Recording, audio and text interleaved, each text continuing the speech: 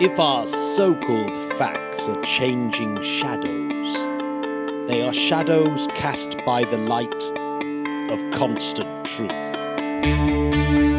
The Interplanetary Podcast. The exploration of space for the benefit of all mankind. Your hosts here in London, Matthew Russell and Jamie Franklin. Oh yeah, baby, Eddington. Sir Arthur Stanley Eddington. Wow. I would go as far as saying that Arthur Eddington is perhaps the most underrated physicist of all time. I'm going to echo your words, Matthew. And I tell you what, facts are very important at the moment with both the UK and the US governments. What would you say about that? I think this is a very, very subtle quote. It sort of talks about how people don't understand science because they think, oh, well, that's not what the scientists said last time. It's like, no, what scientists say are ever-changing shadows, but the shadow is at least cast by the light of a constant truth. It's rather lovely. He says so many that are so cool. It's a humdinger. Jamie, this is the 150th day of the year. Oh my goodness, I don't know what to do with that fact. Well, 29th of May. Some notable things, and the reason why Arthur Eddington came up is because in 1919, exactly 101 years ago, there was the solar eclipse, and that solar eclipse was used by Arthur Eddington to test and confirm Albert Einstein's theory of general relativity. OMG. Not bad, huh? That's a pretty big deal. Yeah, that is a big deal. Much earlier, in 1794, is the birth of Johann Heinrich von Madler. Oh, I love Johann. Johann von Madler. He was an astronomer of a very important note who designed lots of the very early, proper, good maps of Mars and the Moon.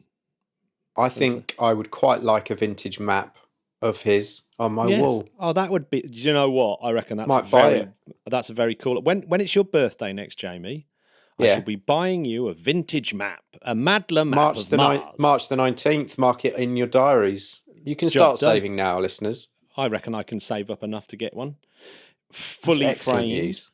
And of course, 1999, Jamie, was the very first docking of a space shuttle to the International Space Station. That is exciting. Absolutely exciting stuff. Well, you know, something that should have happened this week, but didn't. I know. Well, you know, this is coming out Friday. We're recording it on the Thursday. And so hopefully, listeners, when you're listening to this, tomorrow will be launch day and everything will be fine. I mean, Matt, this is what happens in space. Things get put back, but we move on. Well, what's quite funny is I think that people who aren't used to rocket launches and the fact that they do get scrubbed ever so often.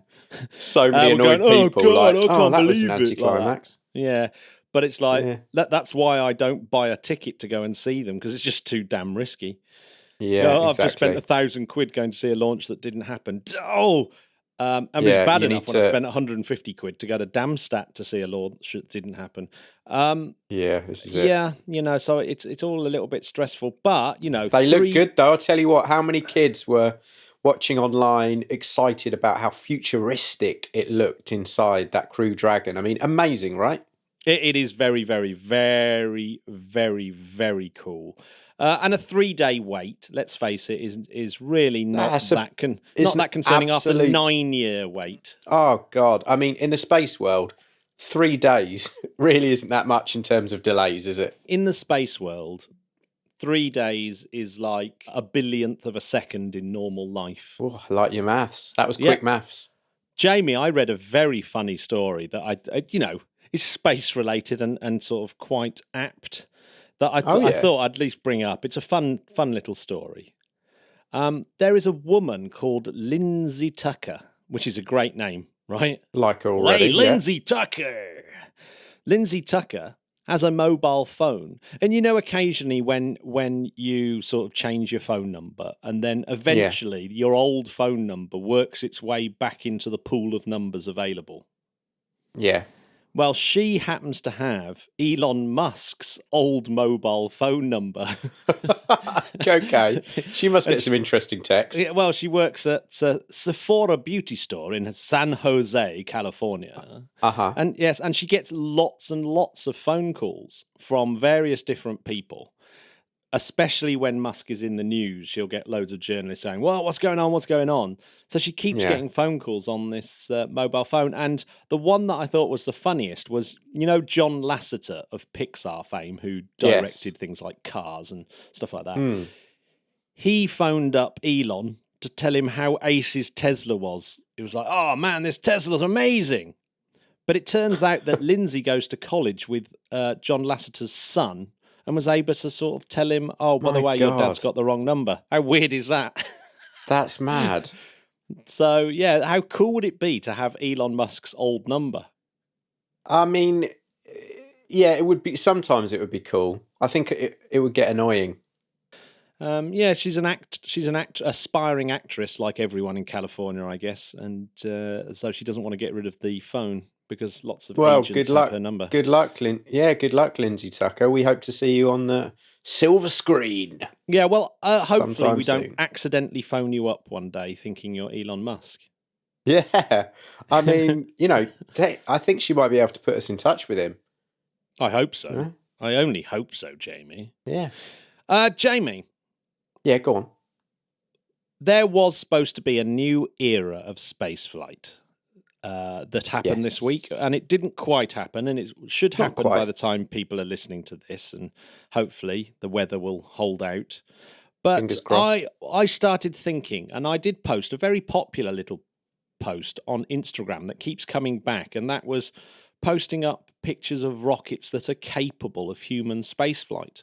And every time I think about it, I'm quite surprised that in the last 60 years of human spaceflight, I can only really think of 11 or 12 human-rated spacecraft. Wow. Yeah. Don't you think that's incredible? It's not that many, is it? No. It all kicked off with the Vostok program, which, of course, Gagarin managed to get into orbital space in 1961, essentially on an intercontinental ballistic missile, the R-7. Or a sort of variant of the R-7. And so that's the first human spaceflight. And not much has changed if you consider how similar the Soyuz is. But the next one, of course, was the Mercury Project. And as far as I can make out, Project Mercury is the only project that has had more than one human-rated spacecraft. So there was the Mercury Redstone and the Mercury Atlas. Yeah.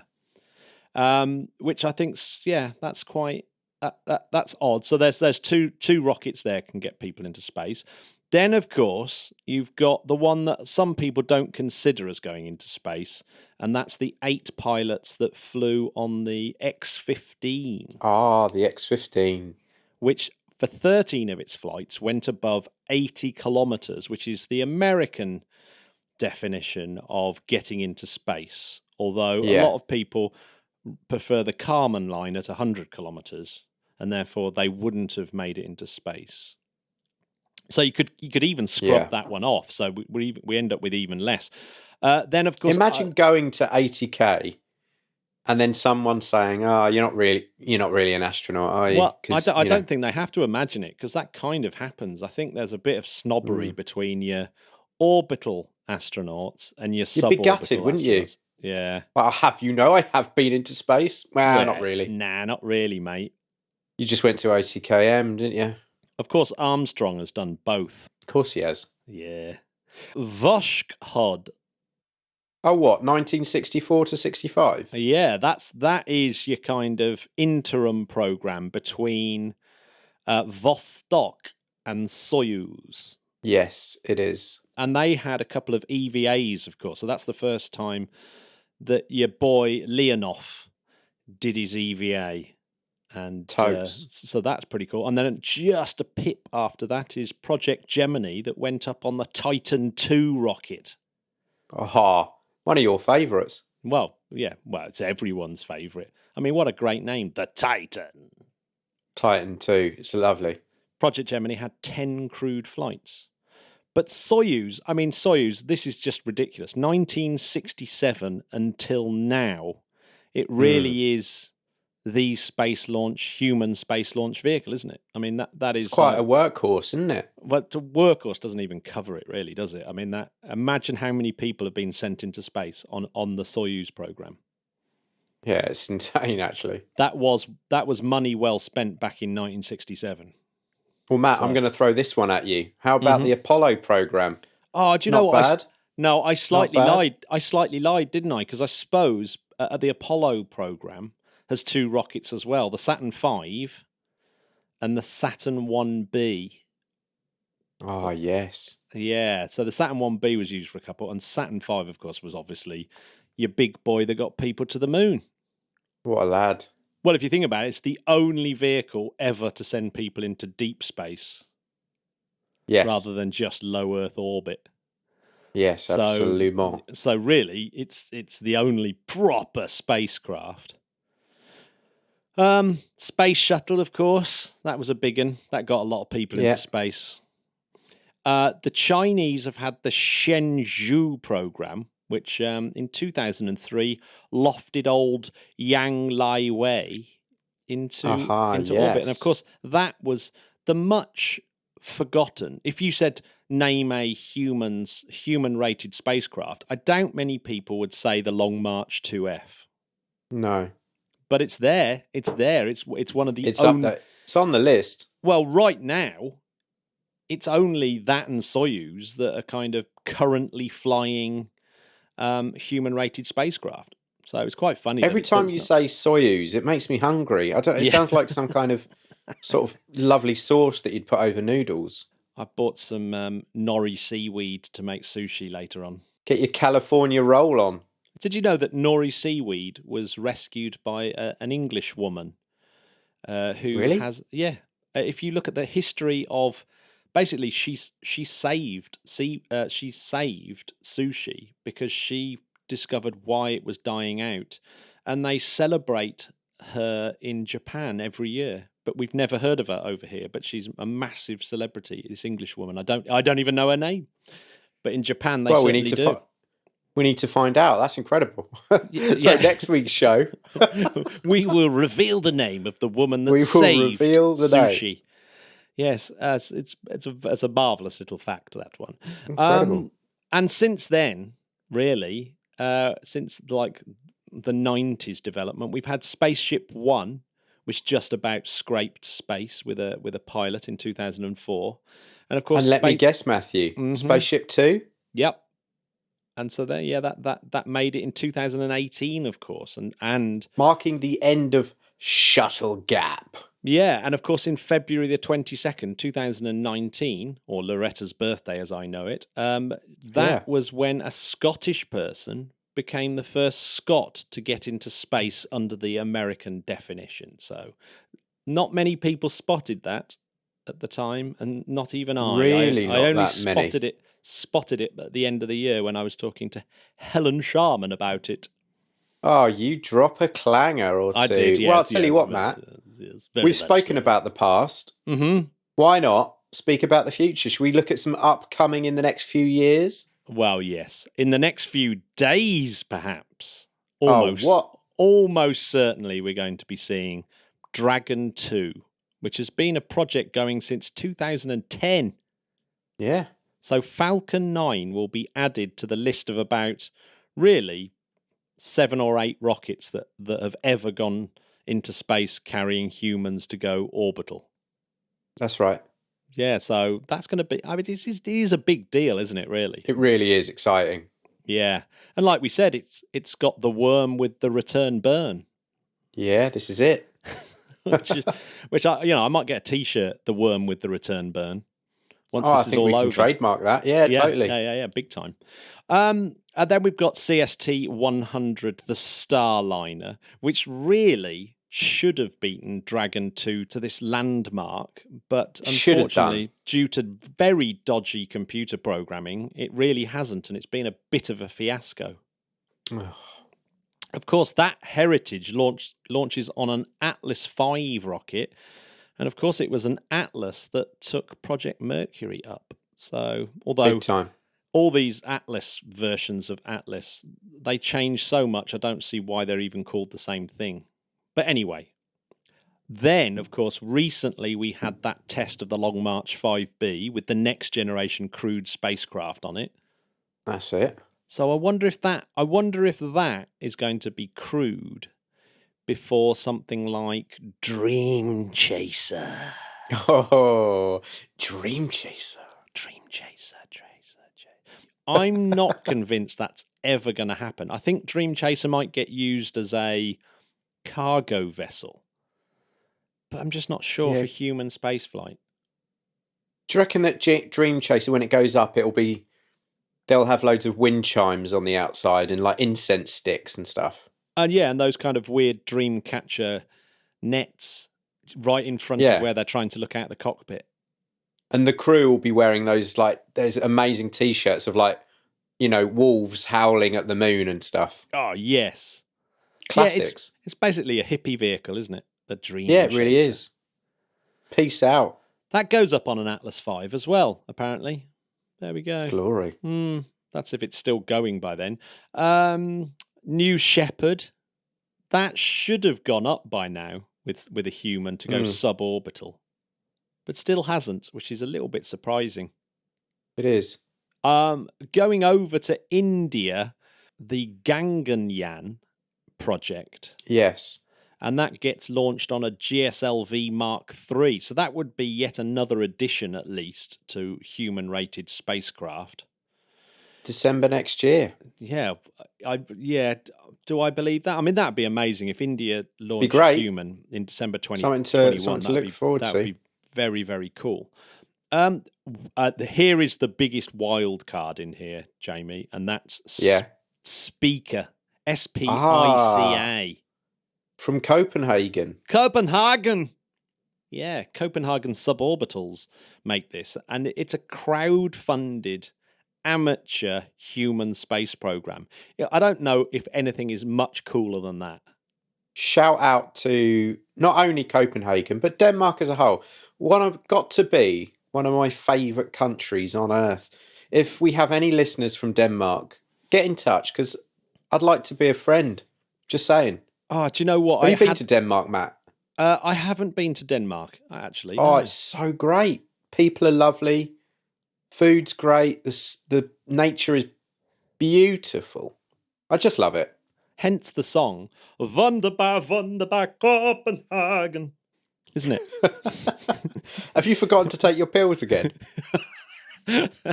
Are your men on the right pills? To quote Flash Gordon. Oh, dear. Awesome. Yeah. Then, of course, there's the Federation, which is supposed to be the replacement, really, I guess is the Russian equivalent of Orion. Ah, yes. Yes. And that's Orel, it's called nowadays. Yes. Used to be called Federation until quite recently. That's still ongoing. I wonder if that will ever fly. What about New Glenn? Yeah. That's a bit of a wild card as well. New Glenn should be capable of human spaceflight, but whether it ever will be, I don't know. Maybe it will. Now here's one for you. Starship. I mean, come on. What a beauty. Let's face it, that is awesome. If Starship happens, it really is game changing. I can't even conceive just how big a deal it will be. It will really change everything. Yes. But there is big buts on that. I think we need to be a little bit more sober about it at times. I like big butts, and I cannot lie. I know. It makes the rocking world go round. Yeah, that it does. Iranian crewed spaceship. Oh, yeah. That is surely the most dangerous, being Iran's unbelievably poor record at launching anything. Yeah. So, yes, that I believe that's actually been shut down now, so that's not very likely. Well, Matt, let's not forget Artemis. last but not least, SLS and Orion, of course, yes. That's a big one. Should actually happen in the next few years, that we get to see We hope so. humans lofted into space on one of the most powerful rockets ever built. Yeah, big time. But yeah. But Jamie, shall we spare a thought for all those projects that have almost happened but didn't? Hang on, let me just light my candle. Okay, I'm ready. You ready? These are the abandoned human spacecraft. And really, I think one of the ones that deserves a mention here, more than anything, is the Mega Rock. Yeah, definitely. Mega Rock. The Mega Rock was basically, R.A. Smith in 1946 basically said a V2 rocket was just about big enough to carry a person. So you basically stuff a person inside a V2 rocket and get them up to about 300 kilometers. So definitely into space. Jeez, yeah. It'd be pretty scary, I reckon. Little bit. But hey, that could have been Britain getting the first man in space. How history would be very different. It would be. If it had been someone like, Johnny Smith from the RAF instead of Yuri Gagarin. Yeah. Being the first man in space. Yeah, wow. totally. Yeah. Armstrong was actually part of a program called Man in Space Soonest that was supposed to launch on a Thor rocket. I love how layman it is. Man in Space Soonest project. Oh, God. It does sound like they were in a bit of a rush. Yeah, what are we going to call it? So good. Now, I tell you what, when you start going through the list of abandoned human space projects, the one project that seems to kind of be the daddy of all the failed space projects is the X-20, or the dinosaur. Yeah, classic. Which was the dynamic soarer, the dinosaur, which is quite clever in its See what name. they did, yeah. Although kind of makes it sound obsolete before it's even started, really, doesn't it? It really does. It's not a great name. Yeah. But yeah, that's the first of the kind of really recognisable space planes. So when you see it, it still looks, like Dream Chaser, Dreamweaver. The dinosaur is definitely up there as the kind of daddy of them all. And it was supposed to be, a military plane for dropping bombs and doing reconnaissance missions. Matt, let me ask you, do you like mods? Mods? Yeah, manned orbital development systems. I do like manned orbital development systems. Oh, there we go. Big fan myself. I think that replaced Dinosaur, didn't it? The mods. Yeah, big time, yeah. Mods replaced, yes.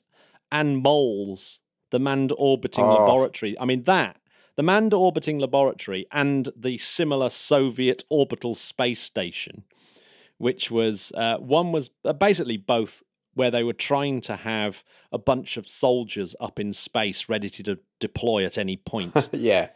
The Soviet orbital station was known as the Battlestar Khrushchev. Sounds familiar. So yes, it was 5 times the volume of Salyut 1. God damn. And a nuclear-armed space station. God, that would have been a scary proposition. Imagine that. Every time it flew over, you see and go, oh my God, there's a bunch of maniacs up in Don't press the red button. Yeah, don't go mad on the space station and press the red button. Yeah, should we have some vodka tonight, lads? Yeah, better not. There was also the Soviet, and this is a really interesting little project called the Spiral Program, that consisted of hypersonic air-breathing aircraft, expendable 2-stage rockets, but more interestingly was this an orbital space plane very similar to the Dinosaur. Oh yeah, of course. But you know why they cancelled that program? No. Buran came along. Oh. And they even managed to do a test flight with the Buran. And for my money, the whole system is perhaps the best rocket ever made so far. Oh, wow. That's a huge call. It is. Well, the Buran, I think, was slightly more capable than the Space Shuttle. Because it could fly autonomously for a start off, which the Space Shuttle couldn't. In other words, the test flight didn't require balls of steel John Young to fly it. Yeah. Exactly. So And the Energia rocket that it flew on could get a beaucoup de cargo into space. I love it. That was one beast of a rocket. It was. So yeah. And you know, unlike the shuttle, you could use the Energia sort of part of it on its own. You couldn't use the fuel tank and the rocket boosters of the shuttle on its own. No. Because the engines were on the shuttle, bizarrely, which was a bit of a weird call. A little bit. Chinese have had a few, like the Shuguan, Yes. which was very similar to Gemini. And they also thought about putting people in their FSW satellites. Oh, yeah. Which is a bit Of weird. course. Oh, yeah, which would be... Because, they had this recoverable satellite system. And they thought, well, you could stick a person in it if it's recoverable. Big time. Probably a little bit dangerous. Yeah. But then we sort of head into the era of European ideas for space planes. So the Germans had a thing called the Sanger 1 and 2, right? So that the one was in the 60s, the 2 was in the 80s. And that's one of those planes that sits on top of another plane. Yes, that's right. Two-stage space plane. Really cool. And at one point they were thinking of launching it on a steam train. So you have this like plane on a steam train. Steam train gets it up to an insane speed, and then you launch the actual final second stage off the steam train. Yeah. That sounds crazy. Imagine how ace a launch that would be. It sounds very Back to the Future. Oh man, it just sounds totally bonkers. But yeah, they also were talking about this point-to-point transfer as well. So using this Sanger to get 230 passengers from Frankfurt to Tokyo at Mach 4.4. Damn. But flying at 25 kilometers, so this sonic boom wouldn't be a problem. Shout out to Guile from Street Fighter 2. Yeah, nice. Hotel. Ah, yes, the Jamie. United Kingdom. The United Kingdom. The Alan Bond masterpiece. Absolute genius. That ended up just getting slightly bogged down in all the technical difficulties and then cancelled. Classic British style. Oh, what's wrong with us? Where's our staying power, eh? Where is our staying power? Then there's the Zarya Super Soyuz, Russian Super Soyuz, X-30. Oh, old Rockwell. The Rockwell X-30 single-stage to orbit SSTO spacecraft, but it never happened. Oh. Similar to that, and again, this European thing, Hermes, was the kind of one that almost got there. So close. That would have been Europe's space plane that would have been launched on Ariane 5. Ariane 5, yeah. So a little tiny space plane, very similar to the X-37B, really, except it's manned. And, well, obviously, like I said, they're all kind of related to dinosaur, these things. And even the Japanese were doing it. They had this thing called the Hope X. Yeah. And they'd got a long way with Hope X as well until they cancelled it because basically, you know what happened to the Japanese economy in the late 90s. Yes. Total disaster, right? So, yeah, Not good. News. Bad news, but really, it's the X-33 Venture Star that's my favourite. Oh, yeah, you love that. Everyone loves it because it was the closest thing we ever had to having an aerospike engine, which everyone seems to still nerd on about, but probably rightly so. But the X-33 was really, really close to flying and just got sort of cancelled while they were building the prototype. Ah, that's right. Because, it's like, no, we just don't have enough money for this. But the Venture Star was supposed to be the replacement of the space shuttle. So instead of having external boosters and stuff like that, you just had this massive aerospike engine that was efficient enough to get the whole thing out into space. So it was an epic, epic thing. But this reminds me of Starship, really. It's like the development of it went a long, long way, except it wasn't as public as Starship is. No. So, Starship, they're doing it in a field in front of everyone, and everyone's going, oh my God, it's going to happen, it's going to happen. But if NASA had done the same thing with Venture Star, or Lockheed had done the same thing with Venture Star, then everyone would have been going, oh my God, it's going to happen. It's going to happen. Until eventually they just went, do you know what? This is never going to be quite cost effective, so we're cancelling it. So, SpaceX could quite easily at some point just go, nah, Starship's not happening, done, it's finished. Yeah, totally. I'm glad they haven't. I'm glad they haven't, but they certainly could. Oh, they could. Yeah. Then Hopper, Clipper is another one. Oh. Clipper was this Russian space plane that ESA was supposed to be helping, and it looks cool as. Clipper is really cool, but it got cancelled because ESA were involved in the project, but they didn't really want to tell the Russians all these secrets that they'd discovered on developing Hermes and all these other space planes. And it was like, I'm just going to Google it because I don't think I've ever seen Clipper. Clipper. That is cool. That is mega cool. It looks like a sort of badass version of Dream Chaser. It really does. It looks a little bit like a killer whale. It does. I'm into it. I like it. But yeah, I want one. I want a Clipper. When's your birthday, Matt? Yeah, you're going to have to save up big time. I'll ask the Patreons.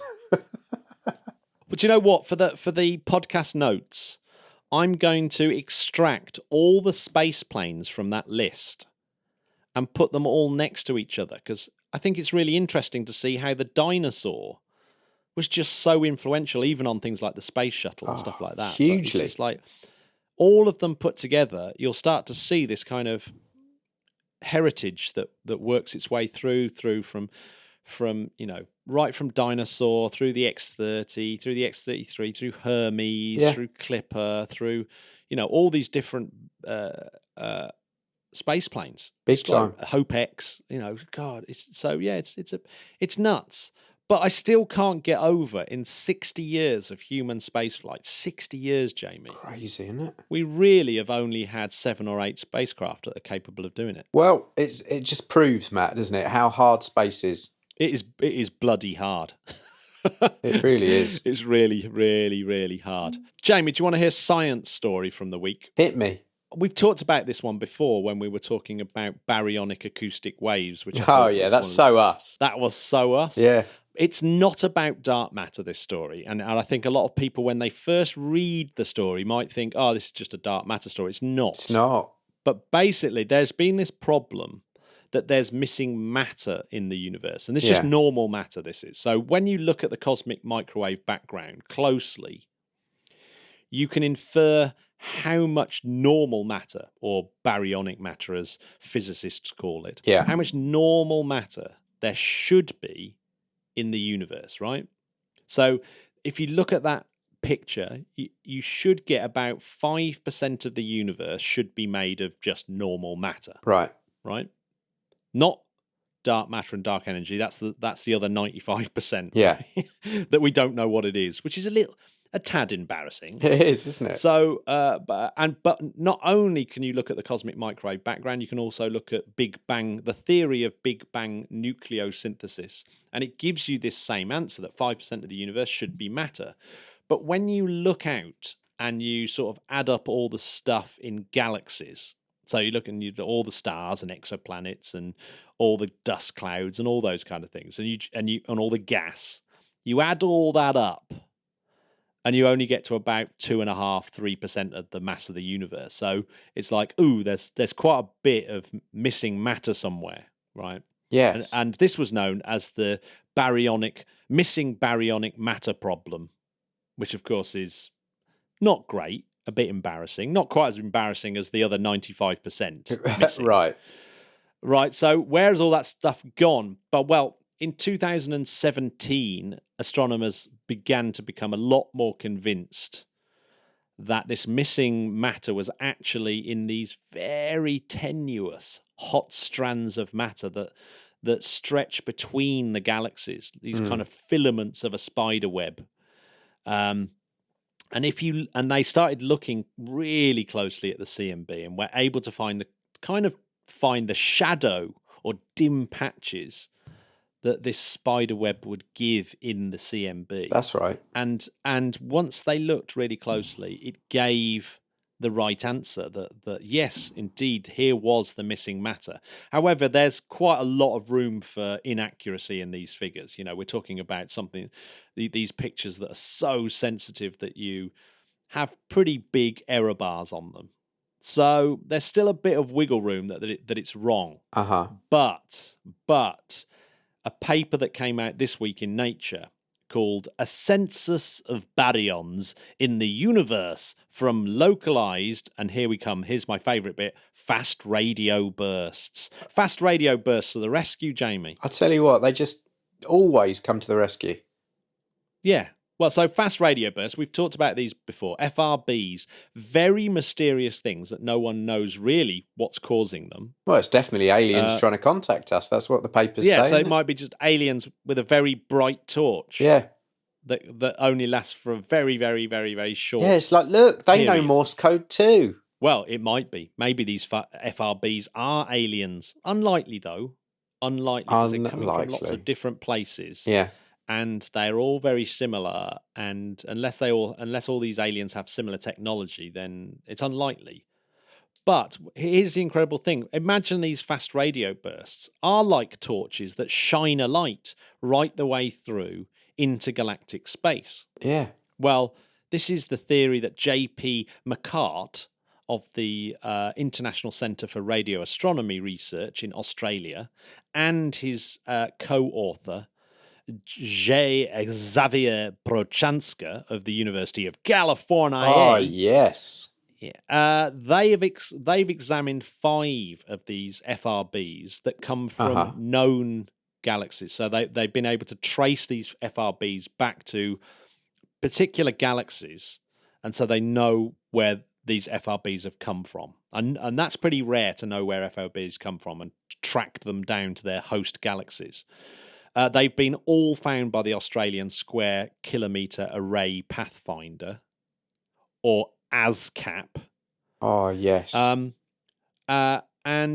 if you look at the light that's coming off these FRB flashes of sort of torchlight beaming across the galaxy, if you look very closely, you can sense the time delay of various frequencies. So the purple light will arrive ever so quicker than the sort of other light colours in the spectrum. This is it. And the sensitivity of this array has been able to say, yes, you know, some parts of the light spectrum have been arriving sooner than other parts. And so this is how the paper describes it. It says the technique determines the electron column density along each line of sight and accounts for every ionized baryon on the way. So as the light passes through, and I'm going to say insanely sparse intergalactic medium, it changes. It changes depending on the amount of matter that it's had to sort of go through. And the detector is sensitive enough to pick that up. And so, because the astronomers know the redshift of each of these galaxies and how far away they are, they've been able to infer how much matter is in between the galaxy and Earth from these FRBs. And the measurement is pretty spot on for the missing mass again. So it adds hugely to the consensus now that this missing baryonic matter is in between the galaxies, in these filaments of hot gas in between the galaxies, which is just insane, isn't it? Really is. My God.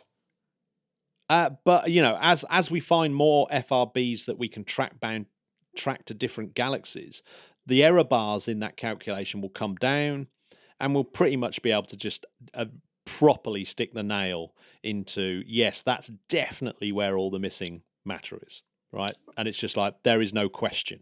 Still a little bit of a question, but it's like, bang, this is done now.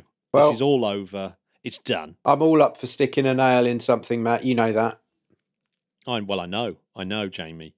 But even more interesting is that you can start to map the spider web that holds the entire universe together. Now these little the cosmic web. That is my kind of map. You know, the more and more FRBs, imagine them every time you look out if you're in a room and someone occasionally shines a very, very bright torch just for a second, you get a glimpse of that little corner of the room and you can eventually map the room. Yeah. How cool is that? So I love that idea. I just love it. But if you want to get some idea about how massive intergalactic space is, Jamie, right? Yeah. So the density of the material that they've measured is 1 baryon per cubic meter. So let's just say that that's an atom or a proton per cubic meter, right? That's I cannot tell you how sparse that is. It's saying the bit of air that's right in front of your mouth right now, Jamie. If we took a cubic meter of that air, there'd be 10 trillion molecules, let alone atoms, in that space. God damn. If you go up Mount Everest, it drops down to 4 trillion. Still quite a lot.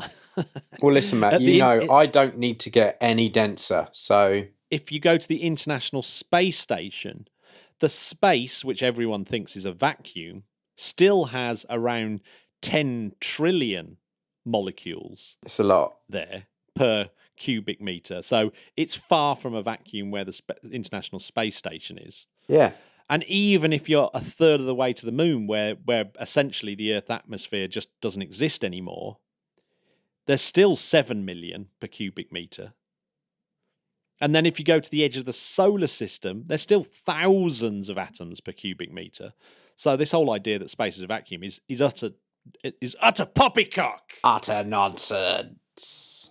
So imagine that. So even where at the edge of the solar system, you've still got thousands of atoms per cubic meter. Yeah, it's just ridiculous. And then you think that like half the matter is contained where there's only 1 atom per cubic meter in the rest of this intergalactic space. So you suddenly realize how massive intergalactic space is. Like it's just unimaginable. The solar system is unimaginable.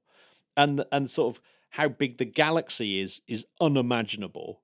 But then the intergalactic space is just insanely unimaginably big. And that's the intergalactic space that we know about currently.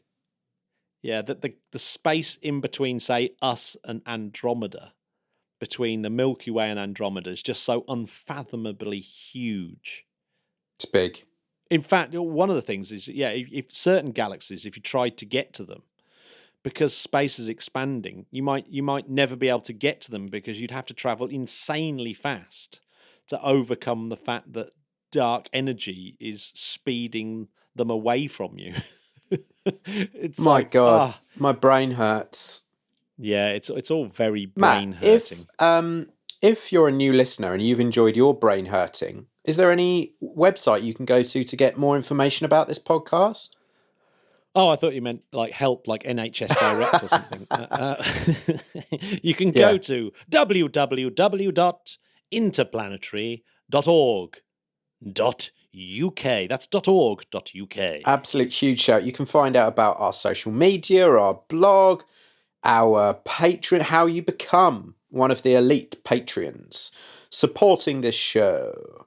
Jamie, just last week, I spoke to David Baker. Papa Bakes. Yes, do you want a little écoute to David Baker? Absolutely do it. Okay, écoute. The Interplanetary Podcast, putting the ace back into space. Long time not had you on the show. Welcome back to the podcast, David. How are you? I'm absolutely fine, yes, and lockdown fever, but I guess we will getting that. But it's good to be back with you. Yes, lockdown fever is certainly the case. But you've got some interesting stories about the effect of lockdown. I noticed in Spaceflight. I think that's probably a really good place to start. So yes, you're running a particular story on that. So yeah, give us the lowdown. Well, I thought I'd better gather it all together in an issue which I've flagged up on the cover as The Quiet Earth, which leads you to a 6-page feature inside that I put together, gathering together the extraordinary stories from science, environmentalists, and from those who are specialising in monitoring the planet and the pollution levels and the various atmospheric contaminants. And the fact that first off, that people are working from home as an incredible 25% increase in satellite communications. And this is why a lot of the networks have had to reduce the bandwidth that they're operating on with regard to films and communications, because they simply didn't have enough capacity within the existing system to be able to unload that 25% increase among all the data catchers around the world. So it's seismologists, it's environmentalists who have noted an extraordinary transformation in the environmental state of the planet. And so quickly and so suddenly that the massive collapse of industrial activity has simply taken the foot off the loud pedal and allowed the planet to breathe back. And every scientist that I've spoken to and specialist in these various sectors inspired me so much to put this together in a special feature, because the figures are just staggering. In Italy alone, which was one of the first to go into a serious lockdown, nitrogen dioxide levels within a week had plummeted by 35% in Rome, and in Bergamo by 47%. And in India, they have seen within 10 days of the lockdown in India, they saw various levels from nitrogen dioxide and methane levels have dropped to a 20-year low for this time of the year in northern India. And we've got maps there which show from satellite data the extraordinary cleansing of the air. And I think scientists realized that with the damage that was being done to the environment, something that we've always put on the back of our, oh, yeah, of course, it's the product of our industrialization. Yes, it's terrible, isn't it? And eventually we'll work through to a cleaner environment and we'll work through a greener energy in this. And scientists really expected it would take several years for the planet to bounce back. It took days and weeks, and it's extraordinary right across the lexicon of life itself as well, because for the first time in 150 years, the oceans have been quieter than they have ever been, because 150 years ago we started putting into the oceans thrashing propellers that operated at the frequencies that cetaceans use to communicate with each other across thousands of kilometers. They had moved away from propagation paths in the oceans where these throbbing pulsations were drowning out their communications. Within a matter of a few weeks, they had begun to restitch their old migratory networks right back again. And the big thing is not that there has been a reduction, which was a fairly expected consequence of the 90% reduction in industrial activity and the movement of transportation systems, but the speed with which the Earth has bounced back. And I called it the Quiet Earth because one story in particular really caught my attention, and it was about a seismologist in London. Paula Kohlmeier is actually monitoring as a seismologist from working at home. A small seismometer mounted on a concrete slab in her fireplace in London is picking up vibrations from Australia that were totally physically impossible to see and have been for the last 100 years. And they're putting together seismologists all over the planet, diving in massively to be able to characterize layers of the crust and the outer mantle that they were never able to plumb for the whole era of modern technical monitoring seismological equipment. And the list just goes on. Bird migratory patterns have started to spring back to what they were reported to be 100 years ago. And also bird monitoring, because there are tens of thousands of birds that are monitored by satellites on a daily basis. And the Royal Society for the Protection of Birds claims that ospreys, white-tailed eagles, red kites, Montague hares, bald ibis, turtle doves, all being tracked, are completely returning as though there's some inherited memory of the old tracks and the old migratory routes that now are free of the turbulence for sustained commercial air traffic and from the much cleaner environment and atmosphere.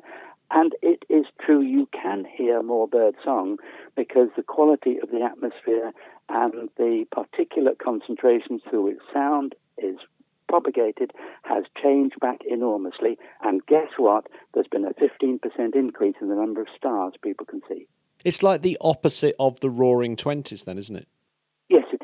I'm assuming that there is one big elephant in the room, and that's the carbon element of this, the global warming element of this, isn't a factor, that's locked in, as it were. Yes. There's obviously CO2 emissions have come down very significantly, and that is being measured. Methane levels as well have dissipated enormously from the very significant reduction in industrial activity, and that is measurable on a local level. But I think within the overall global mix, most certainly and very definitely, the long-term consequences are still there. There are immediate bounce-back models, which I think are good analogues for how we could get the planet back to something that's more sustainable were we to treat this as a tremendous opportunity. And I see this. I mean, every challenge and every crisis is an opportunity for change. And I don't see it as negative. It's tragic and undeniably depressing, the number of people who have died as a result of this awful virus.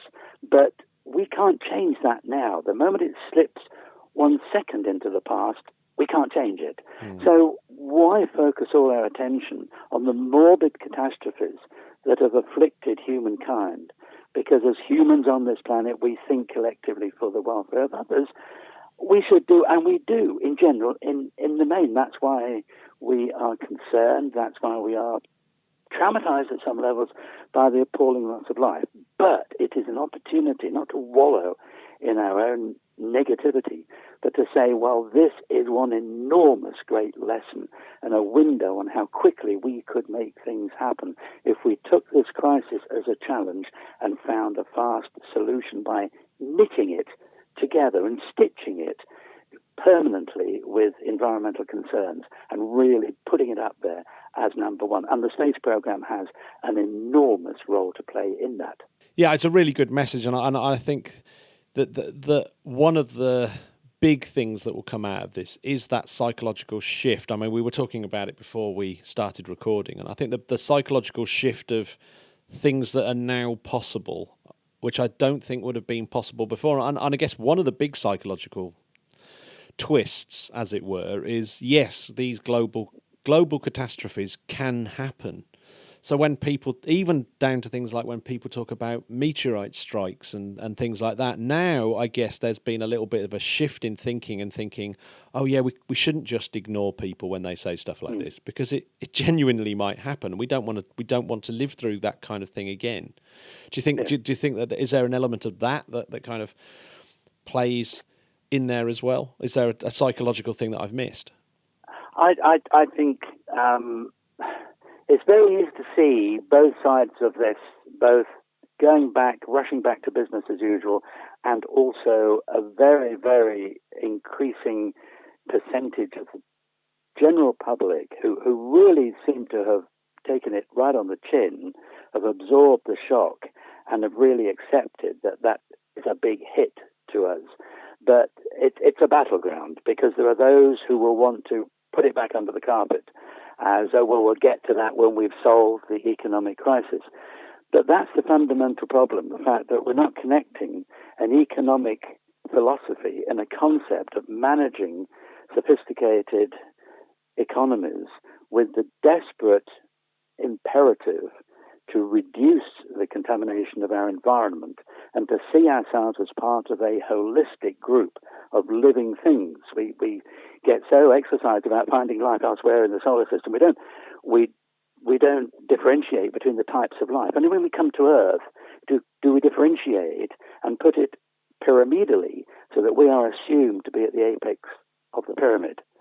We are a pretty aggressive, self-serving primate as a very late comer on a world that's more than 4 billion years old. And I feel it's a philosophical issue as well that should be embedded within our whole strategies and our whole concept, that we coexist with a vast range of living things on this planet, but we're not at the top of any pyramid. And that is only because of our aggressive ability to subjugate other living things as part of the trammeling process which we feel is essential to fuel what we term an industrial and growth society. Growth is essential, But it does not have to be at the price of our own future and those of our children's future. There's much more intelligence required here to be able to understand the holistic approach about an Earth which is a simple, single organic structure without pyramids and without priorities other than an equitable balance of living things on this planet. Because we're continually learning, aren't we? And we're continually being amazed by specialists in various fields how important the insectoria is to our agrarian activities, to agriculture, to food production.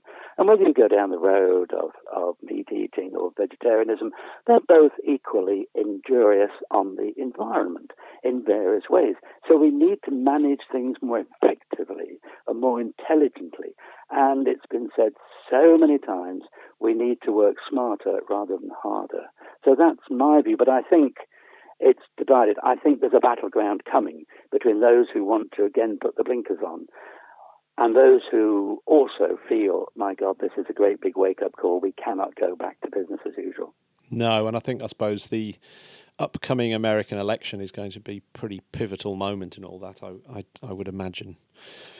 I think so. I think so. And I think on this business of sustainability as well, another thing that worries me is the way the current Trump administration is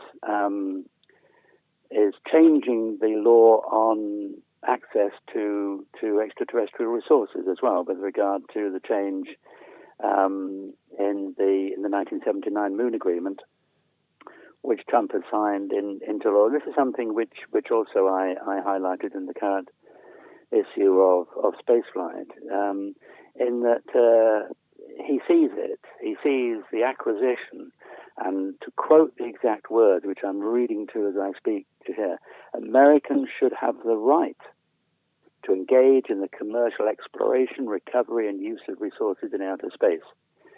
And that has brought a deep level of concern across many ESA countries who feel that this move toward deep space mining is being politicized to an extent that the rush for resources, which has done so much damage when done without intelligent thinking, rather than rushing straight for the Klondike solution, the gold rush solution, is that we will end up politicizing outer space, not through necessarily territorial boundaries being claimed, but perhaps through the domination at national level of certain expeditionary claims on various asteroids, locations on the moon. And there's no doubt the Trump administration is very, very deeply concerned about long-term plans that the Chinese have for these areas. And are the Chinese going to be any more intelligently focused on the need for equitable access on an almost United Nations level for any resources that do come from the solar system, or are we going to go back again to using outer space as a territorial stomping ground, the new Wild West of the new age of a 21st century industrial revolution in space? Yeah, that's... yeah, there's a lot to think about there. There is, but I think it's tied together. I think it's all tied together. How did that fit in, for example, with this Artemis Accords that Jim Bridenstine revealed? Yeah. Well, it's interesting that there are three programs which are happening simultaneously within Artemis and the Gateway. That there is the demonstration flight, and it's interesting that now we've morphed Artemis 3, the first landing that Trump wants by 2024. That is the demonstration flight, and that the sustainable operations will come from 2028. And in order to fast track the hardware preparation for that hoped-for landing in 2024, which very few within the program really do feel is achievable, so much is being cleared out of the way, and the commercial world of launch vehicle providers is stepping in robustly to take charge of delivering elements for both surface exploration and for the Gateway. And the Gateway has been moved to one side. It's no longer on the critical path to getting on the moon. So the Gateway is now excluded from any access during the demonstration mission. So the first tranche of Artemis is to get on the moon by 2024 and achieve the political goal, just as Apollo 11 achieved the political goal of the Kennedy administration. But whereas we were all hoping for a follow-on and sustainable presence on the moon in Apollo, that was denied by the collapse of the budget and the fact that the American public turned away from the been there, got the T-shirt mentality, why should we keep going back? And now we're hoping that the political structure that prevails over the next few years, despite elections or whatever, will allow a sustainable investment in habitats and bases on the surface of the moon. And those are now being planned and defined in that more protracted, sustainable component. But the gateway, as we're all very aware, the human spaceflight boss, NASA's Artemis moon boss, resigned because of the fact that he cooperated a little too energetically with one of the companies, not for any personal gain, not for any gratuitous advantage he had himself, but simply to try to fast track and to get as much help to a contractor. But he stepped outside the zones of acceptability to civil service administrations and divulged materials and helped them with information to one of the contractors, which perhaps we can't name because neither NASA nor this company involved has made a statement to that effect. But before Lovero went, he decided that they're looking around at commercial launch vehicles to launch all the components of the Gateway. Previously, the bulky components of the Gateway, which are two particularly important elements, and that is the power and propulsion element, the PPE, where we heard that acronym before, and the habitation and logistics outpost, HALO. And those were to have been launched separately as autonomously operating vehicles, launched separately, one after the other, into a highly elliptical orbit with a period of 14 days and a periapsis of 1,600 kilometers, and then rendezvoused together and docked together, much like we were used to seeing with the Russian space stations up to and including Mir, where the Russians maximized and majored on autonomous rendezvous and docking operations. And they were to have been launched separately and docked automatically together, and then all the plumbing and the leads and the conduits would have had to have been brought together automatically or put in place by a human visit by an Orion spacecraft or whatever. But the inability to launch the two together was that it would have required an SLS for which there is no availability, because SLSs 1, 2, and 3 will be supporting the Artemis landing.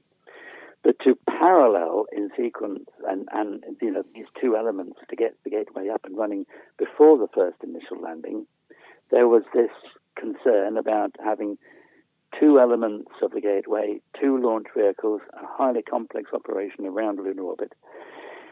So Lovero, who had come recently from the defense space sector in Washington at the Pentagon, knew that as part of the contract for some classified Defense Department payload that the Falcon Heavy was contracted to lift, there was a supersized, oversized payload shroud already in development.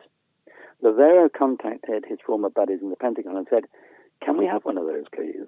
Because we could stack both elements of the Gateway on a Falcon Super Heavy and put it within a shroud which you're funding for this classified payload that Super Heavy will be launching before any of these Gateway elements will get off the pad." And payload fairings are very, very expensive, which is why Elon Musk always puts great mileage in the next level of recovering these payload shrouds. They look like bits of carbon fiber which is just shaped into a bulbous aero protection structure, but there's incredibly complex engineering and design and manufacturing in those payload shrouds. So now the plan, whether it survives the post-Lovero control structure on Artemis and the Gateway, remains to be seen. But it seems an incredibly fast-track solution by using this defense payload shroud, which was not known within NASA, because NASA doesn't talk to a lot of the classified defense programs underway. So here was this shroud available, and lo and behold, it's big enough, goodness knows what size this defense payload is, to contain both the docked components. So essentially, it's a little bit like the old Skylab wet launch or dry launch. Can you remember back in the day when Skylab was to be launched, to put itself up into orbit and then have to have a crew to fit it all out? Then they said, no, we'll use a single big Saturn V to launch an already completely fitted out go-to station, ready up and running when it arrives in orbit. And such is the case now with the Gateway, that they can connect these two things for a single launch and get it to lunar orbit on one launch, one flight with the two components in that. And the Falcon Heavy is building up quite a reliable record of its own. And so that's a very, very interesting prospect that has occurred right at the time that NASA has gone to the next level of its lander source selection, with Blue Origin, Dynetics, and SpaceX heading up competitive teams for the next 10 months to put their final definitive proposals for the human lander. But the landing on the demonstration mission, Artemis 3, the first landing, as they like to say, the first woman and the next man on the surface by 2024, that human lander concept will be definitized in 10 months' time, with final selection from these contenders, which are now ramping up the study preparations. And they're very, very different concepts, each of them, and completely at variance with each other. So this is not like bids for the lunar module back in the Apollo days. NASA literally is giving them a complete free hand to come up. And of course, SpaceX is putting up its Starship concept, which looks by far and away the least likely because of the enormous development curve and the tremendous sophistication which it has. And although it can put 80 tons on the surface of the moon, as specified in the design of Starship, when you look at the concept, it's got a very high center of mass, and I don't think any of us would like to see that backing down onto the surface, onto a lunar surface, which when you look at the tilt angles of the lunar module, I'm afraid SpaceX and its Starship would get within a few meters of the surface and then go quickly back up into orbit, because it's never going to find the level surface to within 2 to 4 degrees, which it needs to literally prevent it falling over. So that's one of the competing sides. Dynetics have got a very low profile where they put it all down, all the propellant tanks and the engines are down laterally across on the surface, which allows you just to go out the front door and step onto the surface. Blue Origin has this 3-stage lander with the crew compartment right at the top and a very long access ladder right down to the surface. So they're all very different, but everything's in the mix and the clock is ticking with regard to 2024. Yeah, I mean, there's a lot of technology, isn't there, to develop, including like massive rockets that haven't flown yet. And it all seems rather close now, doesn't it? 24. I think that's looking unlikely. Can we come further closer to home now? You were talking before we came on air about a small startup in Britain, a little satellite startup. It sounded very interesting. Yes. I can't quite work out whether they're a research and development organization or whether they're a manufacturing organization for space manufacturing. And I was speaking with Joss Weston, who is one of the two founders of Space Forge. Play on words with regard to space, but the forge of the steelworks and the Iron Age of the first industrial revolution, but in a more environmentally reusable, eco-sympathetic development path to try to find in microgravity new alloys, new pharmaceutical products, new materials which can massively transform the way we build the next series of equipment and infrastructure for our societies over the next several decades. And what they're doing, and they're set up in Wales, they've been funded to the point of £600,000 from the Development Bank of Wales, the Bristol Private Equity Club, and Innovate UK. Go to their website, just Google Space Forge, and it's a little bit speculative as to exactly what they're trying to do. But in talking with Josh, I understand that it's based on CubeSats, but it's using a technology that will allow the CubeSats to be returned to Earth after remaining in space as satellites for weeks and months, carrying out automated or robotically controlled experiments with materials and processes that they believe will underpin a new generation of materials forged, if you will, on the principles of the advantages for physics, chemistry, and biology in a microgravity environment.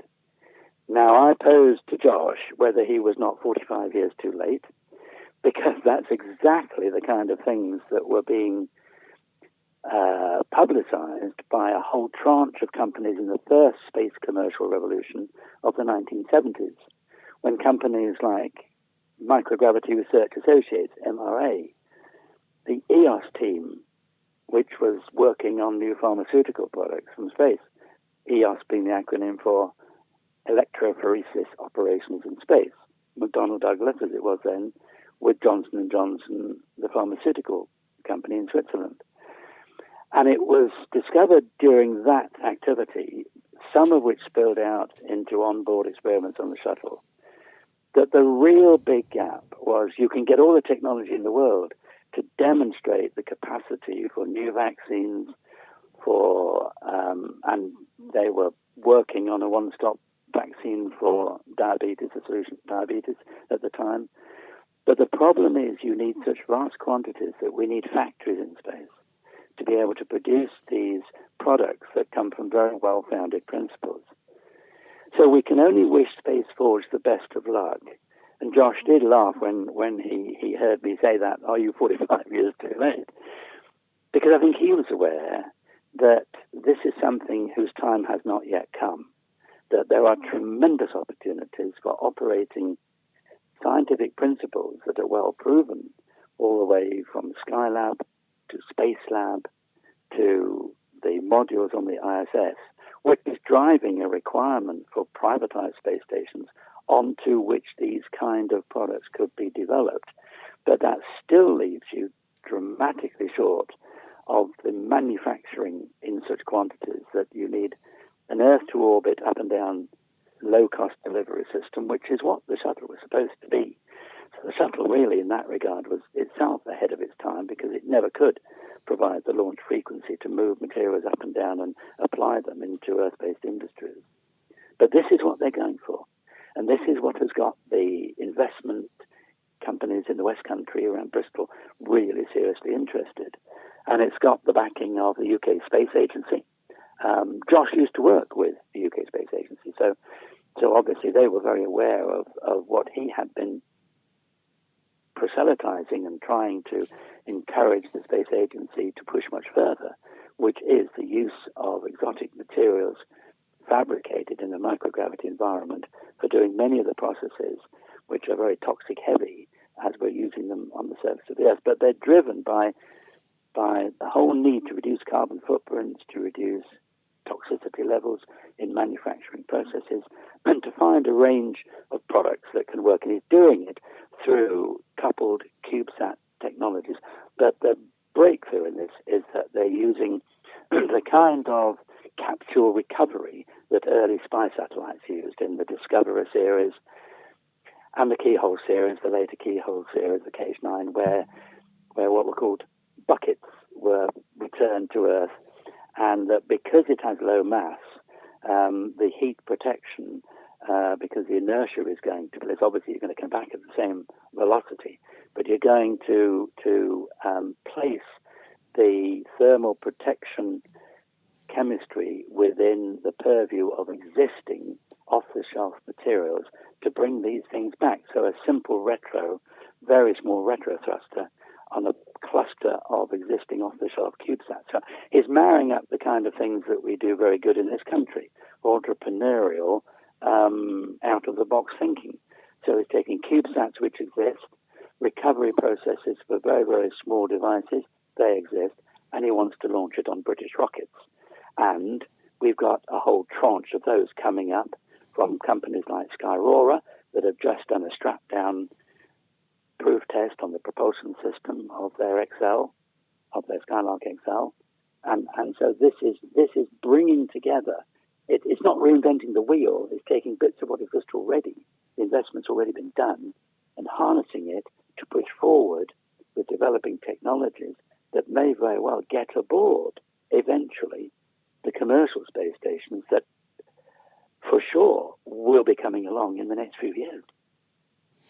Well, that's pretty exciting stuff, isn't it? It's good. We've got kind of come full circle, I suppose, with slightly more environmentally friendly and futuristic space missions that seem a lot more sustainable than quite a lot of other space missions. Yeah, I mean, it's it's incredible, isn't it? Even in the times where we're all strapped down, there's a lot of space stories going on, and we've managed not even to talk about this week's huge return to US human spaceflight. So yes. But we'll have done that one to death, so that's fine. I'm going to have to wrap this up, David. It's going to be a short one for us, unfortunately, okay. But it's still quite a long one. But thank you very much for coming on. There's some really great things to think about there. I'll definitely look up the Space Forge. That looks really interesting. Yes, thank you, and good talking to you. There you go, Jamie. Well, incredible David stuff Baker. as usual. From Mr. Baker, thank you very much. What are you up to this weekend, Matt? I don't know, Jamie. I might just relax. I'm very tired at the moment. Work's been very, very difficult. Yes, it's a stressful time for everyone. Make sure you relax, and maybe why don't you have a nice soak in the bathtub, put some candles on, stick on some Luther Vandross, maybe. Oh, what do you think about that? Luther Vandross, or maybe some Pat Metheny. Oh, come on. With Jaco Pastorius on bass. Oh, what a bass player. Yeah, that's a bit of an understatement. Jamie, shall we let the poor Spodcats go before we start talking jazz? Let's let them go. One thing we don't ever want to do is have a jazz podcast. Oh my God, let's definitely not do that. That'd be really bad. All right, Spodcats, you have a good weekend, please. And hopefully this time next week we'll be able to talk about the new era of spaceflight. Interplanetary podcast, putting the worm back in the burn. The worm with the return burn. We need to call up Brian Blessing, get him to do a new jingle, don't we? The Interplanetary podcast, the worm with the return burn. There you go. How about that? That's it. We don't need him now. Perfect. Just pretend that was him. Yeah, exactly. Right. Shall we let them go? I guess that's it. Yeah. See you soon. Bye. Let's do it. Bye, mates.